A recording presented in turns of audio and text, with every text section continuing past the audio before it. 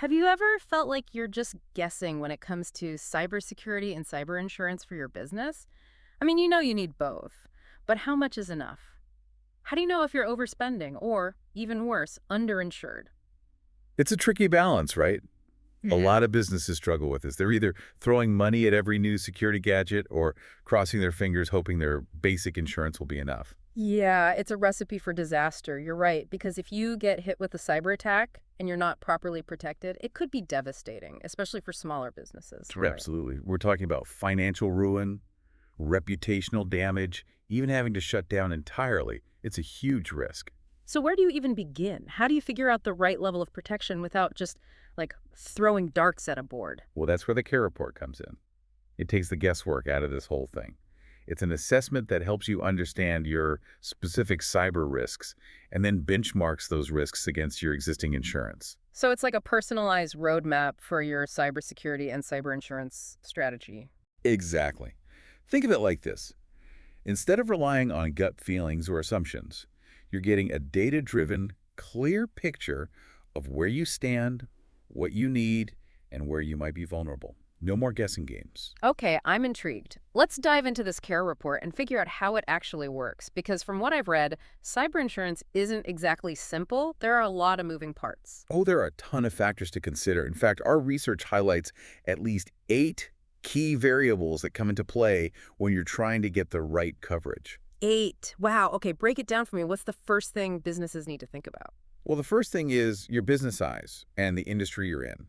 Obviously, a massive corporation with sensitive data faces different threats than a small local shop, right? Makes sense. So bigger companies, bigger risks, bigger insurance needs. Not necessarily. Even small businesses are prime targets these days, especially for things like ransomware. That's true. I've heard about those attacks. They can really cripple a small business. Absolutely. So, regardless of your size, you need to consider what kind of data you're handling, how much of it you have, and how attractive it might be to cybercriminals. Okay, so that brings us to variable number 2, data sensitivity and volume. What exactly do we mean by that? Think about it this way. If you're dealing with personally identifiable information, like social security numbers or health records, or you've got valuable intellectual property, the stakes are a lot higher if that information is compromised. Right. More sensitive data equals a bigger potential headache if there's a breach? Got it. What about all those regulations we keep hearing about? How do they fit into this? Those are a big deal. And that's our third variable, regulatory and compliance requirements. We're talking GDPR, CCPA, IPA, PCI DSS, all those acronyms that can make your head spin. Yeah, I've heard those mentioned, but to be honest, I'm not entirely sure what they all mean. Basically, they're sets of rules designed to protect consumer data. And if you don't comply, the fines can be massive, like millions of dollars. Millions? Wow, okay, that's serious. So you need insurance that covers those potential fines too. Absolutely. You need to make sure your policy includes coverage for regulatory fines and legal expenses, because if you're found non-compliant after a breach, things can get very expensive very quickly. Okay, so we've got business size, data sensitivity, and regulations. Yeah. What's the fourth variable we need to consider? Number 4 is your financial exposure and risk tolerance. This is all about understanding how much a cyber attack could realistically cost your business and how much of that risk you're willing to absorb yourself. So it's about figuring out how much damage you could handle versus how much you need insurance to cover. Exactly. You need to consider things like legal fees, forensic investigations, customer notifications, system recovery, and the lost revenue from downtime. It all adds up fast. Yeah, I can see how those costs could spiral out of control. So how do you even begin to calculate your potential financial exposure? Well, there are resources and models available to help you estimate those costs, and that's one of the things the Care Report can help you with. It provides a data-driven analysis based on your specific situation. Okay, that makes sense. So once you have a handle on your potential exposure, what's the next step in this cyber insurance puzzle? The fifth key variable is the coverage scope. You need to understand the difference between first-party and third-party coverage. First-party coverage protects your business directly, like covering the costs of system recovery or ransom payments. Third-party coverage protects you from liabilities to others, like if a customer sues you because their data was leaked in a breach that originated from your systems. Okay, so first party is for you, third party is for anyone who might sue you. That makes sense. Exactly. You need to make sure your policy adequately addresses both sides of the equation. Got it. What else do we need to be aware of when navigating this cyber insurance landscape? Well, you need to pay very close attention to policy exclusions and limitations, which is our sixth variable. Many cyber insurance policies have specific things they won't cover, like losses from social engineering attacks or breaches caused by employees not following security protocols. So even if you have insurance, you might not be covered if certain conditions aren't met. That's right. Some policies might require you to have specific security measures in place, like multi-factor authentication or regular cybersecurity training for your employees. If you don't have those things, your claim could be denied. That's a good point. It's not enough to just have a policy. You need to make sure you're meeting the requirements. Absolutely. And that's where the care report can be really valuable. It helps you understand those requirements and ensure your security practices align with your insurance coverage. Okay, so what happens if the worst case scenario does happen and you experience a cyber attack? What's covered then? That brings us to variable number 7, incident response and business interruption. A good cyber insurance policy should cover the costs associated with responding to a breach. Like hiring forensic experts to figure out what happened and getting legal advice. Exactly. It should also cover things like crisis communications to manage your reputation and the costs of notifying affected customers. Right, because a data breach can really damage your brand and make customers lose trust. Absolutely. And a good policy should also cover business interruption costs, which means the lost revenue and extra expenses you incur while your systems are down and you're unable to operate normally. So it helps you get back on your feet financially after an attack. That's the idea. And finally, we come to our 8th variable, ransomware and extortion coverage. This is a huge concern for businesses today, given the prevalence of these types of attacks. Yeah, I've heard horror stories about businesses being completely crippled by ransomware. It sounds terrifying. It can be, and unfortunately, not all cyber insurance policies are created equal when it comes to ransomware coverage. So what should businesses be looking for? Ideally, your policy should cover not only the ransom payment itself, if you choose to pay, but also the costs of negotiating with the attackers, the forensic investigation to determine the scope of the attack, and the expenses of recovering your data and systems. Okay, so you need comprehensive coverage that addresses all the potential fallout from a ransomware attack. Exactly. It's not just about paying the ransom, it's about getting your business back up and running as quickly and painlessly as possible. Wow, we've covered a lot of ground here. It's clear that cyber insurance is incredibly complex, and the consequences of getting it wrong can be severe. Absolutely. The stakes are high, and businesses can't afford to just wing it. They need a structured, informed approach to make sure they're properly protected. Which brings us back to the CARE report. How does this assessment help businesses navigate this complex landscape and choose the right cyber insurance coverage? The CARE report, which stands for Cybersecurity Assessment and Risk Evaluation, provides a framework for understanding your unique cyber risks and then helps you match those risks to the appropriate insurance coverage. So it's like a personalized cyber risk and insurance advisor. Exactly. It moves you away from guessing and towards a data-driven understanding of your situation.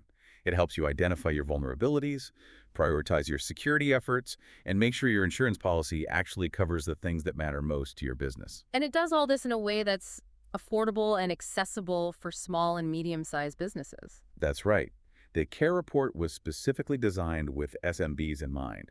It's a value-packed, industry-leading assessment that's both comprehensive and cost-effective. Okay, so let's walk through the key ways the CARE report helps businesses.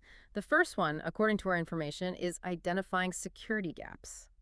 What exactly does that mean? It means the CARE report takes a deep dive into your IT infrastructure, looking for weaknesses that cyber criminals could exploit.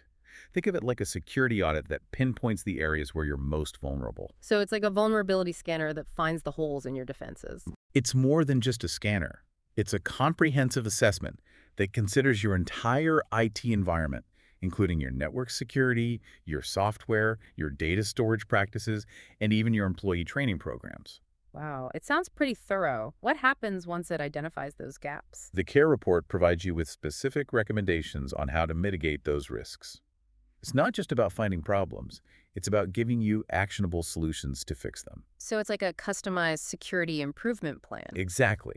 It helps you prioritize your security efforts and focus on the areas that will have the biggest impact in reducing your risk.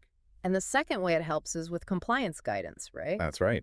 The CARE report helps you understand and comply with the relevant industry security standards and regulations that apply to your business. Like those GDPR and HIPAA things we talked about earlier. Exactly.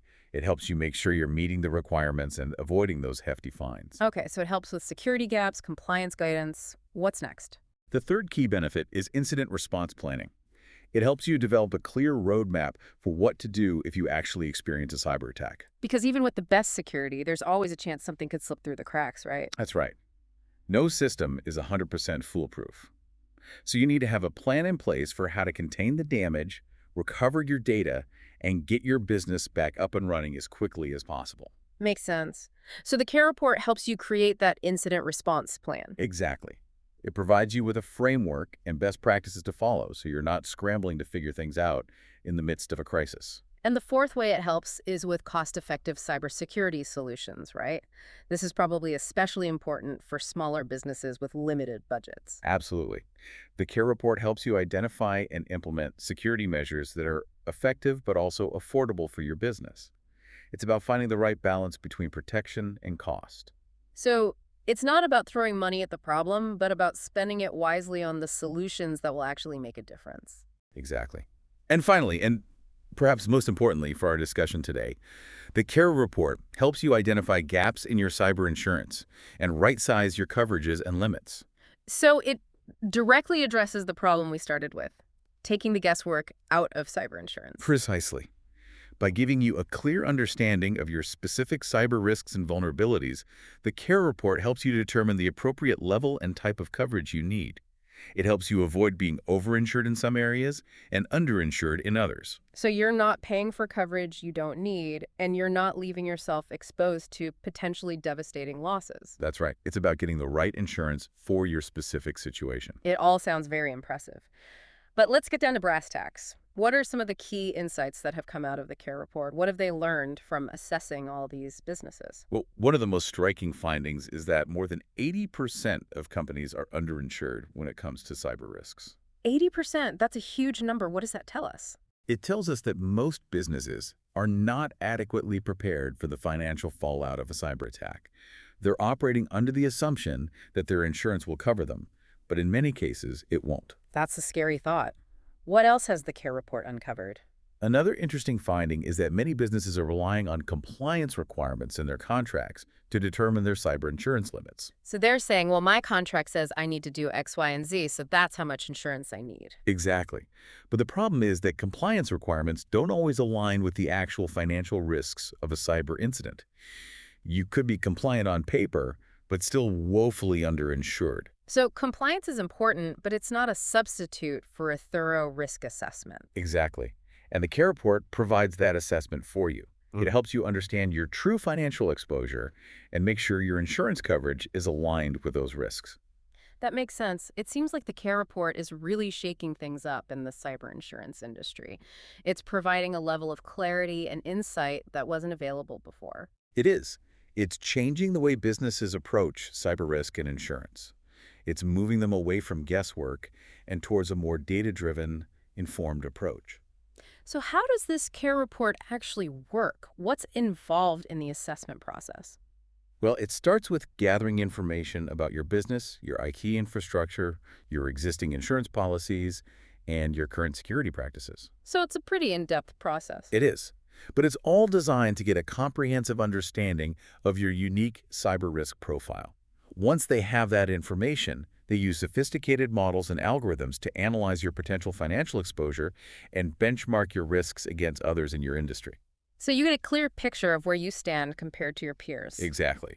And then they provide you with specific recommendations for improving your security posture, right-sizing your insurance coverage, and developing an effective incident response plan. It sounds like a very thorough and valuable process. It is, and it's all delivered in a way that's easy to understand and implement. Well, for our listeners who are intrigued by this CARE report and want to learn more, what's the best way for them to take the next step? The easiest way is to visit their website, www.carereport.com, and schedule a free consultation call. They'll be happy to answer any questions you have and walk you through the process. It sounds like a no-brainer for any business owner who's serious about protecting themselves from cyber threats. Absolutely. In today's world, you can't afford to gamble with your cybersecurity or your cyber insurance. You need to have a clear understanding of your risks and a solid plan in place to mitigate those risks. The Care Report can help you do just that. Well, that's some food for thought for our listeners. It's time to move beyond guessing and take a data-driven approach to cyber risk management. Couldn't agree more. The threats are real, the costs are high, and the time to act is now. Don't wait until it's too late. Wise words. Thanks for joining us today and sharing your expertise. It was my pleasure. And for our listeners, stay safe out there in the digital world. We'll catch you on the next deep dive. Until next time.